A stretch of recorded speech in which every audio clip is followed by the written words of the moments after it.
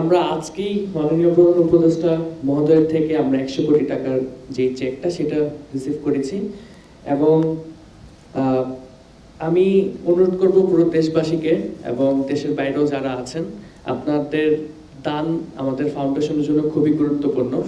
কারণ যারা ইতিমধ্যে আহত অবস্থায় আছে, যারা ক্রিটিক্যাল অবস্থায় আছে, তাদের চিকিৎসাটা খুব দ্রুত আহ, শুরু করা আমাদের জন্য খুবই ইম্পর্টেন্ট। কারণ চিকিৎসা যত লেট হবে, বিলম্ব হবে, তাদের আহতর পরিমাণটা তত আরও বাড়বে। তো আমার সকলের কাছে একটা রিকোয়েস্ট, আপনারা সকলেই যত দ্রুত সম্ভব আমাদের ফান্ডের পাশে এসে দাঁড়ান এবং আমাদের ফান্ডে দান করা শুরু করেন। প্রশ্ন যদি আপনাদের কিছু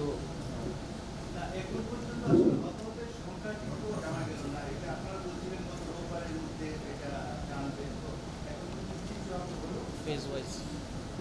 হ্যাঁ, সেটি হচ্ছে প্রাথমিক যে তালিকা সেটি তো করা হয়েছে। আমরা তো এর আগে যেটা বলেছিলাম যে 20,000 প্লাস হচ্ছে আহত।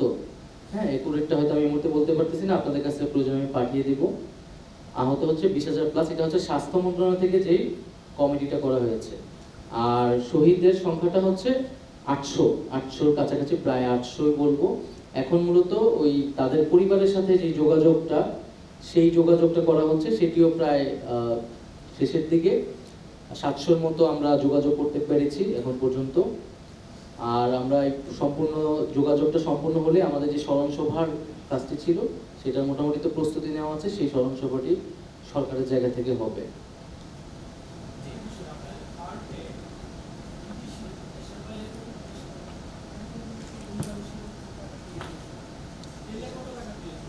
এই ফাউন্ডেশনে